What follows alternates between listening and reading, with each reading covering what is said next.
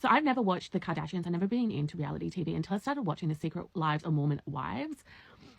And it's just blown my mind. And a lot of people are not really understanding the Taylor timeline of it all, so I'm going to explain it. So this is our main character, Taylor. In early 2022, she's married to Tate Paul, and they have 2 children. They were a part of like this mum talk, which blew up on TikTok during COVID. And I don't know if you remember it, where she was like the main mum talker, and there was this whole thing about like her age, and if she was the same age as the women at the back, the ones with blonde hair.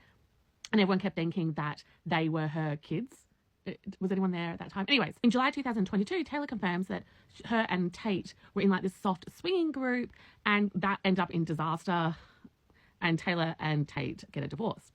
In early 2023, she starts a new relationship with Dekota, and this is where this domestic violence incident occurs, and the video that's pretty much circling around at the moment. Now, I've turned the sound down because it's a bit distressing, but it shows Taylor throwing a chair at Dekota. She puts him in a headlock, and one of the children's actually present, and I don't know if it's the chair or she threw something at him, it ricocheted and hit the child. So she ends up getting arrested. In August 2023, Taylor pleads guilty to aggravated assault, and other charges were dropped, and she was placed on probation. And you might think this might be the end, because who wants to be in a relationship like that? But that is not, because in late 2023, she announces that she's pregnant with Dakota's child. And then in 2024, she stars in The Secret Lives of Mormon Wives. So up to that point, this is just like, she's just really famous on TikTok. And off memory, the first episode or the first 2 episodes, they actually touched on this situation. They show her talking to the police officers, but there was no footage of the actual video. So it was just more about the situation and what was sort of going on at the time. So throughout this period, Taylor and Dekota are on again, off again. And on her off-again period, in December of 2025, Taylor is officially announced as the lead of season 22 of The Bachelorette.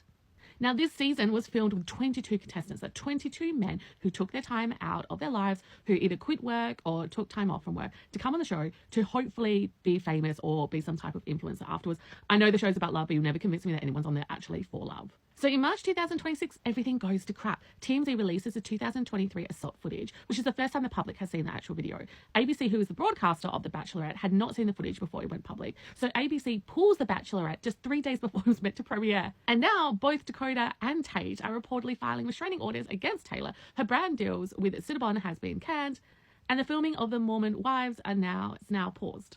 Now, everyone is thinking that Dekota actually leaked the footage to sabotage Taylor. Some of the women actually from the reality TV show went on a podcast and discussed that he does this all the time. Like, he would just pick fights with her before she's meant to do something amazing or something really big just to sabotage her opportunity. So apparently this happens a lot. Apparently they're very toxic for each other.